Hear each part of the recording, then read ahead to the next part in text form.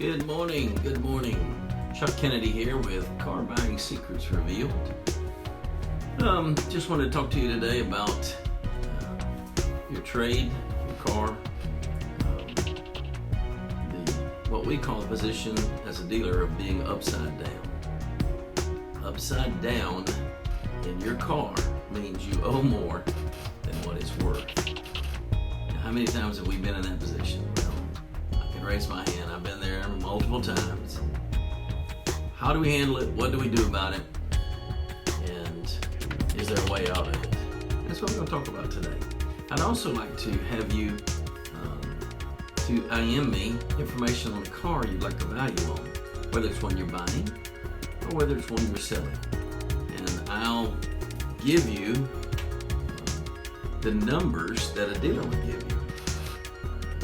Pretty close. I mean, we're not exact, but it'd be pretty close. And that way you'll know what you're dealing with. I can give you what the car, if you're buying one, I give you what it's selling for in the area. Or if you're selling one, I can give you what the dealers are paying for them at the auction. And that's a telltale sign of what that car is really worth, wholesale value. Last week we talked about two values, wholesale and retail values. Well, this week we're going to talk about the being upside down in your car. Now, being upside down in it would be, of course, a wholesale value. It means it could also apply retail, but most of the time you're trying to trade it in, and a dealer's going to give you a wholesale. So he looks at the book values of what that car is worth, and then he makes a determination on what he's willing to pay for it. And then it doesn't matter how much you owe to him, because he only is concerned with the price of the car, what he's got to pay for the car. You got to deal with what you owe the bank. And it does come his concern when you owe more than it's worth, and you have to load that on top of the payments, the loan amount of your new car. And then maybe you can't get it financed at the bank because you owe so much, or you're trying to finance so much. So there's a lot involved with trade-ins being upside down. And unfortunately, most all of us have been there. If you finance a car, most times you're going to end up upside down unless you do really short term and a lot of money down. That's the only way to get out of that. And if you pay a high rate, if you have some credit issues and you pay a high rate, then it takes a long time to balance it out because cars are depreciating annually. And because they depreciate the day you take them out of the showroom. And from then on, let's talk about that a minute. Why is it that cars depreciate so dramatically when you take them off the showroom? A new car I'm talking about. Well, a new car's value is based on the invoice. The wholesale value is an invoice value. And then, of course, there is some money back to the dealer after that. And sometimes you can negotiate for yourself, sometimes you can't. But that's the wholesale value. Now, that's of a brand new car with no miles or minimal miles, having never been titled. That's the value of it. And it'll hold that value for a period of time, if indeed you haven't ever titled it.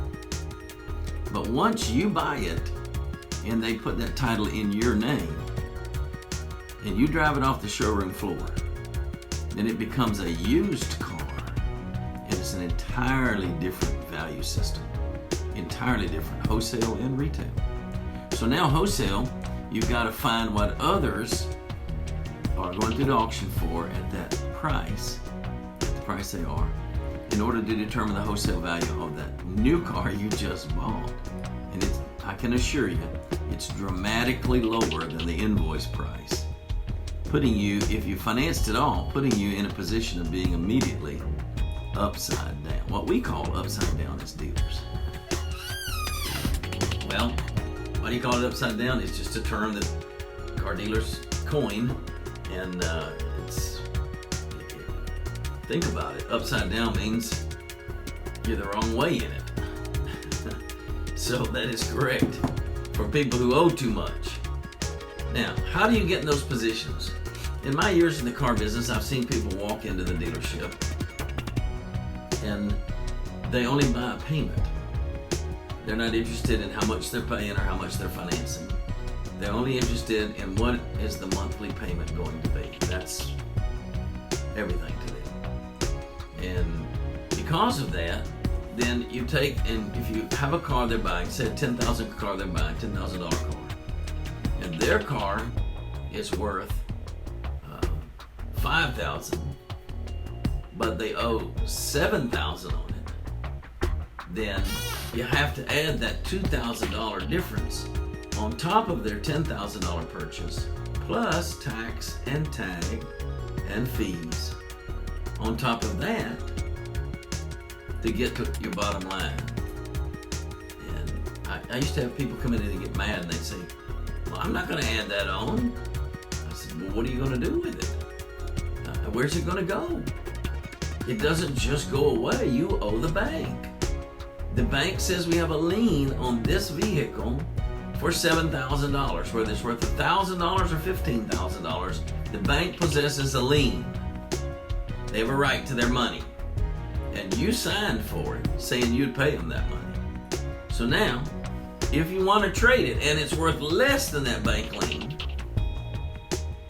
then you got to pay it. Either you got to put it as down payment money so you're not upside down, or you got to roll it into your new loan. Most people just roll it in. They don't care. And then they owe thousands more on a car that they're going to drive off the lot. It's going to depreciate immediately anyway. And so they're really upside down on this one. So they do this a little while. Then I'd see them, they'd come back a year later, 6 months later, a year and a half later. They want to trade this one, they're upside down in even more. Well, we do everything we can to try to find them rebates to absorb it, to, dealer cash money, whatever we could to help them to trade, because we want to make a sale. That's how we make a living. We want to make a sale.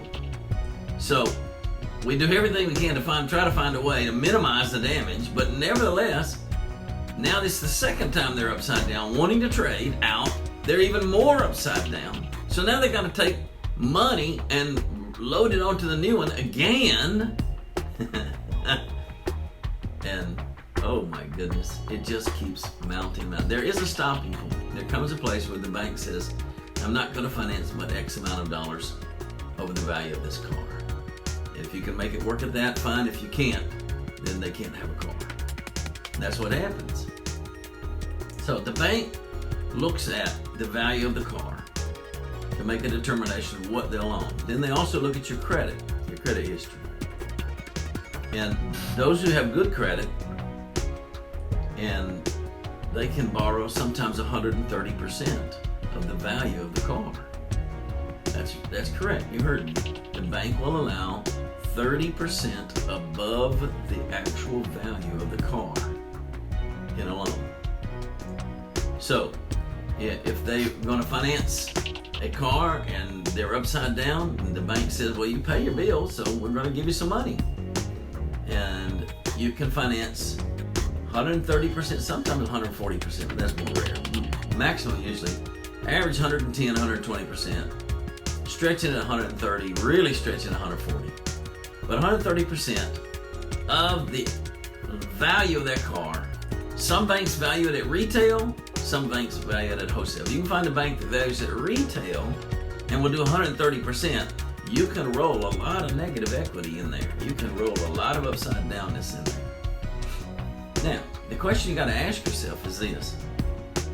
If you're paying $400 a month for this car, for some reason you want to trade it, and then you take it in and you get to valuations, you get your numbers, and now the new payment's going to be $550 a month on a new car,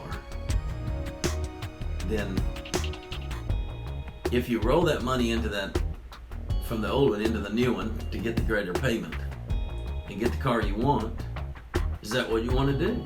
I mean, it's up to you. And are you willing to live with that payment until you pay it off and quit doing that? Quit dumping in more money on your loans. I mean, you've got to ask yourself these questions. It's not the dealer's fault. You got to ask yourself these questions because what you're doing now is you're saying, okay, I don't really like this car anymore, so I'm going to trade it. I owe more than it's worth, so I don't have down payment money. I'm going to have to roll it into my new loan. So I'm going to take $5,000, $3,000, $6,000 of negative equity to what I owe my old one, and I'm going to roll it in on my new one. I'm buying my new one for $10,000, but now I'm adding $6,000 negative equity, so it's $16,000 I'm really going to pay for my new one, plus tax and tag. Then you have to pay tax again on negative equity, but tax and tag on the price of the new one. And you got to make that decision. Do I want to do that? Is it important enough for me to trade out of this one? Is there something wrong with it? Is it not meeting my needs? Is it this new vehicle one that I need more, or is it an emotional experience? If it's an emotional experience, I counsel you to wait. Don't keep dumping negative equity on negative equity. If you need a car, the other one's breaking down, it's getting old, a lot of miles, or you need a new car for business, or to, traveling business, or you got kids that'll come along you didn't have when you had the other one, you need a bigger vehicle for kids. If there's a valid reason, then you may have to make that extra payment and just stomach that and eat it till you pay it off. It's really not rocket science, but people don't think. They're emotional buyers. Car buyers are emotional buyers. We all are. We like the color. It's red. Oh, it looks good. It's got a spoiler on the back. Wow, it looks sporty. And so, because we're emotional buyers, we want it. We don't care what we're having to pay for it, with the other one rolled in on it and any of that stuff. Now let's talk about leases. Let's talk about it. We're going to devote a whole morning to leases one Saturday morning.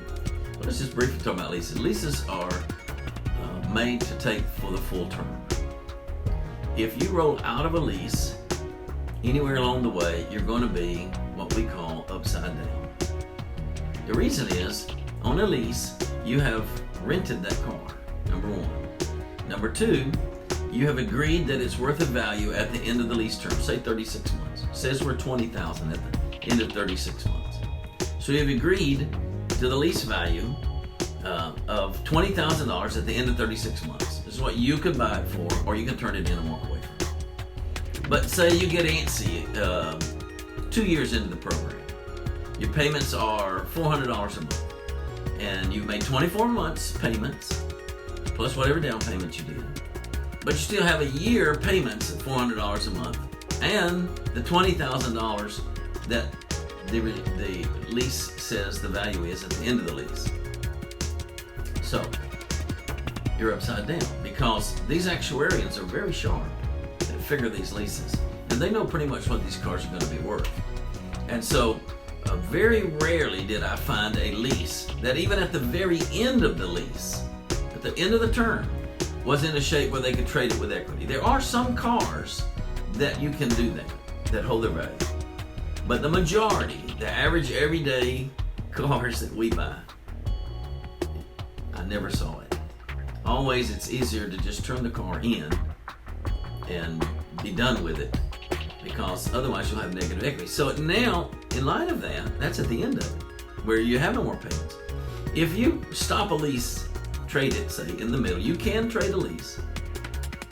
If you trade a lease in the middle of it, or somewhere along the way, then you got the end value that you signed an agreement for, that you said the actuarian said it was going to be worth $20,000. You got that value to deal with, plus you got all the payments. Basically, you just multiply the payments, how many times you got, 12 payments times $400, that number plus the $20,000 is what you're going to owe the bank to pay off that lease. That's the way leases work. So therefore, that car is probably not going to be worth that amount of money. So therefore, you can trade it, but you're upside down, and you do not get a tax credit on lease, because you're not paying taxes on the whole thing. You only pay it on the payment in Florida. In Florida, there are some states that are different. Every state's different. But in Florida, you only pay tax when cash is exchanged on a lease. So they tax the payment, not the car. So Therefore, if your car is valued at $17,000, usually you'd get a tax credit for that $17,000. You wouldn't have to pay tax on that. But now you haven't paid tax on it because you haven't owned it. But technically, you're going to take possession of it, buy it, and trade it in at the same time. So now you're going to have to pay tax on that $17,000, and you're going to be thousands upside down. You're going to roll into your new lease or loan. That's the way it works.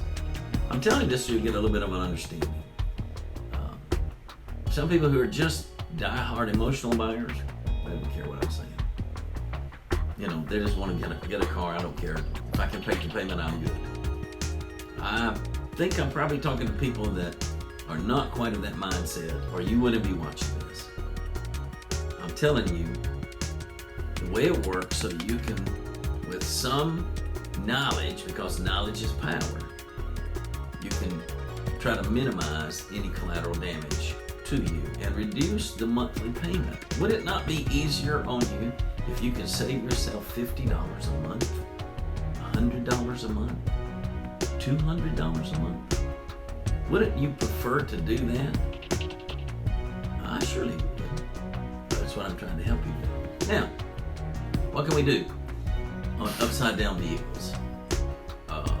Well, you can know the value of your vehicle before you go in. Know before you go what that car is worth. And then know what your loan balance is. Call your bank and find out what the payoff is. Call your lease company and find out what the payoff is. And know that value, and know the value of the wholesale value of your vehicle as an estimate of what the dealer is going to offer you or should offer you.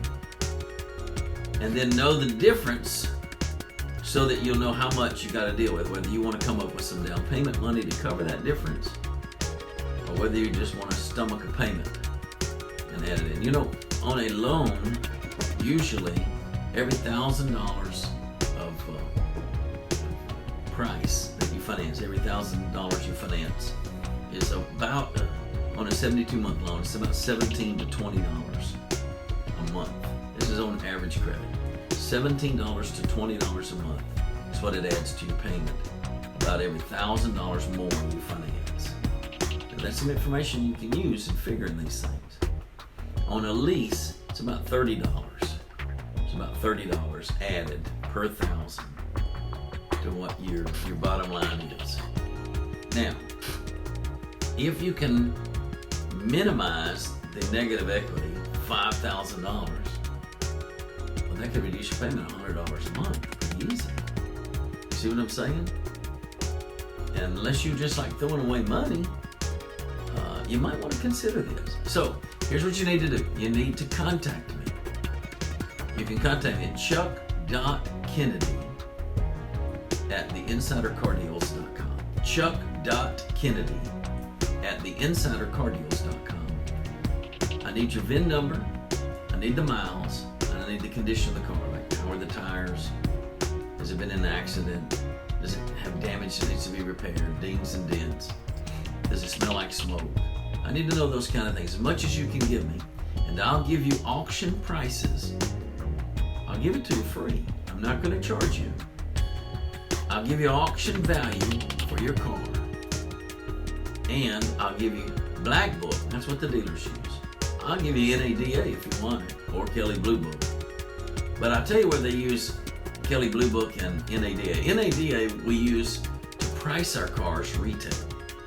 Average NADA retail. We usually give that as a pretty good guideline for average pricing of retail, not wholesale. And then Kelley Blue Book is usually values higher than what we as a dealer want to pay. And so we would use those to use advertising, get you, we'll give you 500 over Blue Book or 10,000 over Blue Book. You'll see that advertising. And so they use that in is it advertising, but they don't use it for a value of the car at all. Never worked at a dealership that did. Some of the finance companies, like Credit Acceptance, for the buyers that are credit impaired, use Blue Book value in valuing their car for a loan value. But The norm is auction. MMR, Manheim, MMR. Or Black Book. Black Book is a good dealer source and accurate. I have those resources available for you. And I don't mind sharing them with you. I don't mind helping you. I want to help you to get the best deal you can. And so contact me, Chuck.Kennedy at theinsidercardeals.com. My webpage is being built as we speak, but it's not quite yet ready. There is a small blurb page on there where you can fill out some contact information if you'd like to go to the website, theinsidercardeals.com, and contact me that way. Or you can text me on my cell phone at 941-447-4538. I'm sharing these things with you to help you because I spent many years in the car business. I love the car business, and I like the negotiating process. And I spent many years doing it, and I made dealerships a good bit of money, and they paid me well. So I can't complain. I like the dealership atmosphere. I like the dealers. I like the people that work there. I don't have any complaints about any of that. But now I'm outside of that, and now this time I'm on your side. I'm here to take the knowledge that I have from 30 plus years in the business and turn it around to the consumer side and help you to buy your cars the right way and the least expensive way in your situation.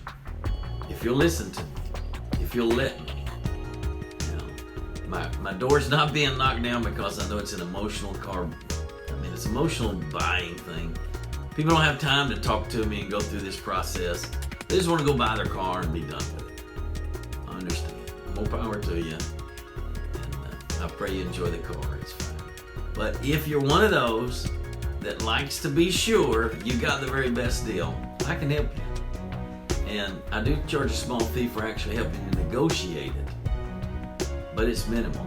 And if I can't save you money, I'll give you your feedback, or I just won't charge you at all. I'm not in this for the money. I do insurance for a living. I make money with insurance. And this here is kind of just some fun for me. But what I want to do is help you to get the best deal. And I can do it. Just got to give me the opportunity. Contact me, Chuck.Kennedy at theinsidercardeals.com. I thank you for joining me. Would you please, if you run across this and you're watching it, would you share it on your timeline so others can know about it? This Facebook page that we're doing this on, Car Buying Secret Revealed, I publish various things on that Facebook page from time to time. We'd like to have you join it. Like us there so you can get the most up to date. I'm here every Saturday, 10:30 a.m. to share with you another Car Buying Secret Revealed. Tips of how to buy at a good price. I'm on your side this time. God bless you, and let me hear from you, okay? Chuck.Kennedy at theinsidercardeals.com. I hope I've answered your question. Talk to you next week. Bye-bye.